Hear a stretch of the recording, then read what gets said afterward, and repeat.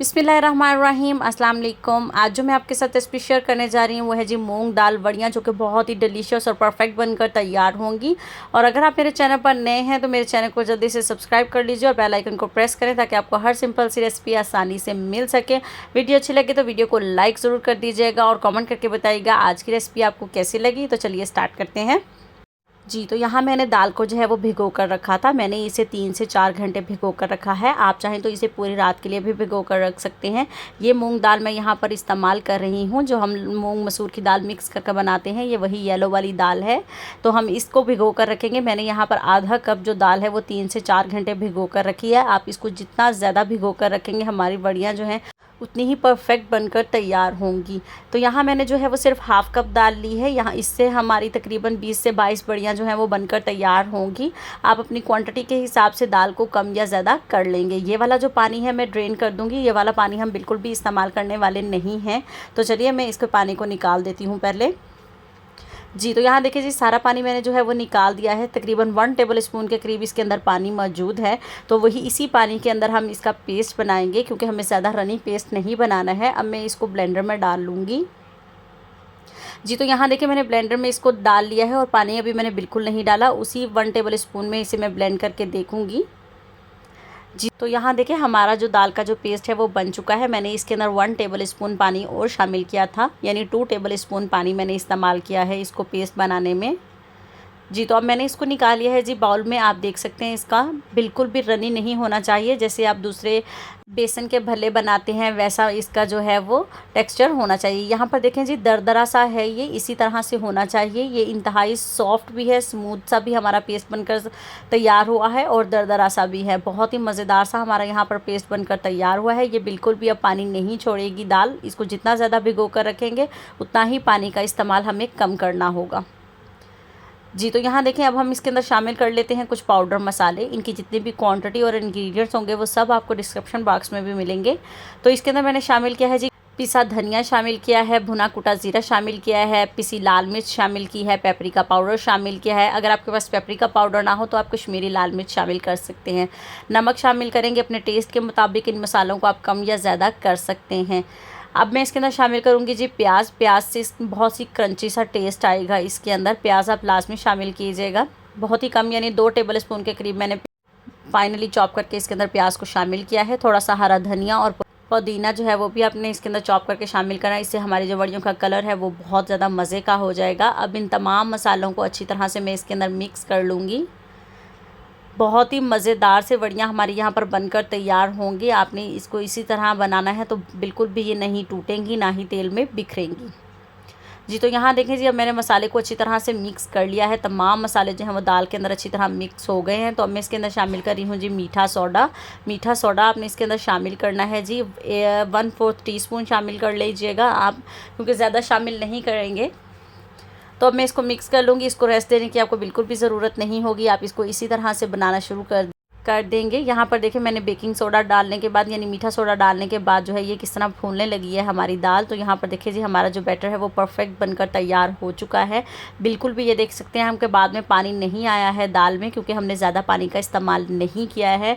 और यहाँ पर देखें गिराने से चम्मच से गिर रहा है। हमारा जो बैटर है यहाँ पर परफेक्ट बनकर तैयार हुआ है। जी, तो अब मैंने यहाँ पर ले लिया है जी ऑयल। अब हम इसे डीप फ्राई करने वाले हैं। ऑयल हल्का सा गर्म होना चाहिए, ज़्यादा गर्म ऑयल नहीं लेंगे हम। यहाँ पर मीडियम फ्लेम पर हम इसको फ्राई करेंगे। मैं यहाँ पर हाथों की मदद से डाल रही हूँ, आप चाहे तो चम्मच की मदद से भी डाल सकते हैं। साइज़ अपने मुताबिक रख सकते हैं। आप बड़ी बनाना चाहें बड़ी बना लीजिए, क्योंकि ये फूल भी जाएंगी। जितनी छोटी डालेंगे उतना ही सही रहेगा। तो यहाँ से देखें जी 2 मिनट के बाद इन्होंने खुद पैन को छोड़ा है और ये खुद ऊपर आना शुरू हो चुकी हैं। 4 से 5 मिनट लगेंगे हमारी इन बड़ियों को तैयार होने में। जी, तो यहाँ पर देखें जी अल्हम्दुलिल्लाह कितना खूबसूरत सा कलर आ चुका है। आप देख सकते हैं बिल्कुल भी ऑयल में जाके ये टूटी नहीं है। मैंने कितनी छोटी डाली थी। और यहाँ पर देखें जी हमारी परफेक्ट बड़ियाँ जो हैं वो बनकर तैयार हुई हैं। अल्हम्दुलिल्लाह क्रंची क्रिस्पी बनकर तैयार हो गई हैं। इसी तरह हम बाकी भी अब तैयार कर लेते हैं। जी, तो यहाँ देखें जी अब मैं बाकी भी इसी तरह सारी तैयार कर लूँगी। हाफ़ कप दाल से आपकी 20 से 22 जो हैं वो बड़ियाँ बनकर तैयार हो सकती हैं। जी, तो अल्हम्दुलिल्लाह जी हमारा जो दूसरा बैच था वो भी यहाँ पर मैंने तैयार कर लिया है। कितना खूबसूरत ये देखें कलर आया है और बिल्कुल परफेक्ट बनकर ये तैयार हुई हैं। बिल्कुल भी टूटी नहीं है, बिल्कुल भी खुली नहीं है। तो ये देखें जी कितना खूबसूरत इनका कलर आया है। तो चलिए अब इनको मैं निकाल लेती हूँ, सारी तैयार कर लेती हूँ। तो अल्हम्दुलिल्लाह जी, ये देखिए जी सारी वड़ियाँ हमारी जो हैं वो यहाँ पर बनकर तैयार हो चुकी हैं। आप इनको एज अ स्नैक भी यूज़ करते हैं, यानी पकौड़ों के ज़रिए भी खा सकते हैं। आप इनको शाम को चाय के साथ इंजॉय कर सकते हैं। ये देखिए मैंने एक तोड़कर पहले चेक की थी, जो मैंने पहले ही बैच में निकाली थी, तो बिल्कुल परफेक्ट थी। अंदर से इसका टेस्ट भी बहुत अच्छा था, यानी मिर्च नमक मैंने चेक किया था, बिल्कुल परफेक्ट था। तो चलिए अब इसके बाकी के काम करते हैं। तो यहाँ पर मैंने ले ली है जी एक हांडी। इसके अंदर मैंने आधा कप जो है उसी में से ऑयल ले लिया है जिसमें मैंने फ्राई की थी। आधा कप मैंने इसके अंदर ऑयल का शामिल किया है। तो अब मैं इसके अंदर शामिल कर रही हूँ 2 प्याज का पेस्ट बनाकर। जी, तो अब हमने प्याज की भुनाई इतनी करनी है कि इसका कलर भी चेंज हो जाए और प्याज का जितना भी एक्स्ट्रा पानी है वो सारा ड्राई हो जाए, क्योंकि हम जितनी प्याज की भुनाई करेंगे मीडियम फ्लेम पर, ताकि इसका जितना भी कच्चापन और महक है जो प्याज की, वो ख़त्म हो जाएगी।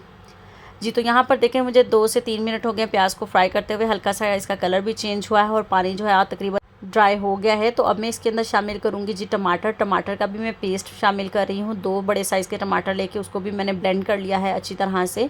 अब यहाँ पर जो है आपने प्याज टमाटर की अच्छी तरह से भुनाई करनी है, ताकि इनका जितना भी कच्चापन और पानी है वो सारा हमें यहाँ पर ड्राई करना है।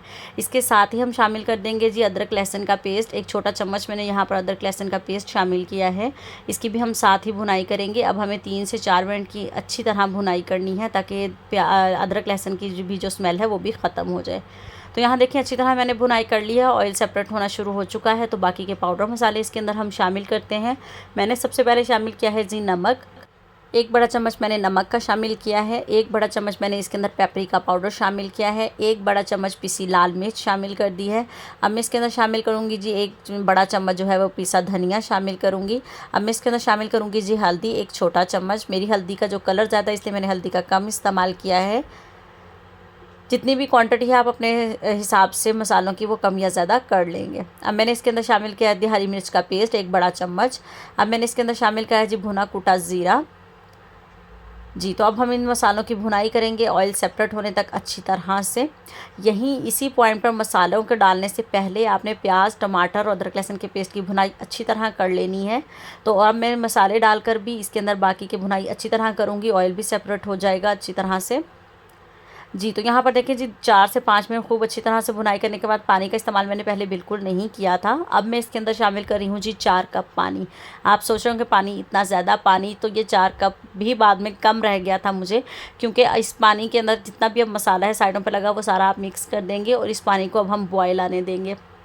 पानी का इस्तेमाल हम ज़्यादा क्यों करेंगे, क्योंकि वड़ियाँ जो हैं वो पानी बहुत ज़्यादा जज़्ब कर लेंगी अपने अंदर, तो इसीलिए हमें ग्रेवी भी तो चाहिए। खाली वड़ियाँ हम कैसे खा सकते हैं। जी, तो हम यहाँ पर देखें जी अब इसको बॉयल आने दे रहे हैं। जी, बॉयल इसको अच्छी तरह से आने देंगे। तो अब मैं इसको कर दूँगी जी कवर। कवर करके आपने इसको 5 से 7 मिनट मीडियम फ्लेम पर कुक होने देना है, यानी कि पानी को आपने 5 से 7 मिनट अच्छी तरह यहाँ पर कवर करके पकाना है। तो यहाँ पर देखें जी अब 7 मिनट हो चुके हैं। अब ये देखें जी पानी तकरीबन 1 कप जो है वो इसका ड्राई हो चुका है। हमारी जो ग्रेवी है थोड़ी सी थिक हो गई है। तो अब मैं इसके अंदर शामिल कर दूँगी जी वड़ियाँ। वड़ियाँ आपने पहले शामिल नहीं करनी है, वरना ये बहुत ज़्यादा पानी पहले ही चूस जाएंगी, पी जाएंगी। ठीक है जी, अब आपने इसको लो टू मीडियम फ्लेम कर देना है और इसको कर देना है जी cover. Low to medium flame पर भी आपने इसको भी 5 से 7 मिनट पकाना है। तो यहाँ देखें जी अल्हम्दुलिल्लाह 7 मिनट हो चुके हैं। आप देख सकते हैं वड़ियाँ जो है हमारी और भी ज़्यादा फूलकर बड़ी हो गई हैं और हमारी ग्रेवी देखें, यहाँ पर आप वड़ियाँ देखें जी बिल्कुल भी नहीं टूटी हैं, बिल्कुल भी नहीं बिखरी हैं। बहुत सारे लोगों को शिकायत होती है कि हम लोग वड़ियाँ बनाते हैं तो वो शोरबे में टूट जाती हैं, बिखर जाती हैं। आप देखें हमारी ग्रेवी भी कितनी थिक हो चुकी है। ये पानी भी मेरे पास जो है वो बाद में कम हो चुका था, इसीलिए मैं आपको इस पॉइंट पे बताना चाहती हूँ कि पानी का ध्यान आपने ख़ासा रखना है। पानी जितना भी डालेंगे वो आपको कम ही लगेगा। मैंने यहाँ पर 4 कप पानी का इस्तेमाल किया था। तो जी अल्हम्दुलिल्लाह जी हमारी जो वड़ियाँ हैं वो यहाँ पर परफेक्टली बनकर तैयार हैं। एंड में मैंने इसके अंदर थोड़ा सा बस ज़ीरा डाला है, तो डिश आउट करते हैं। अल्हम्दुलिल्लाह जी यहाँ आप देख सकते हैं इसकी फ़ाइनल लुक। मुझे इसको निकालते करते देखें जी ग्रेवी जो है इसकी बिल्कुल परफेक्ट बनकर तैयार हुई है। आपने पानी को इस्तेमाल जो है अपनी क्वांटिटी के हिसाब से कम या ज़्यादा ज़रूर रखना है। उम्मीद करती हूँ आज की रेसिपी आप लोगों को ज़रूर पसंद आई होगी। आप लोग मुझे इसका फीडबैक ज़रूर दीजिएगा कि आपकी वड़ियाँ कैसी बनकर तैयार हुई हैं। वीडियो अच्छी लगे तो वीडियो को लाइक ज़रूर कर दीजिएगा और कमेंट ज़रूर करिएगा।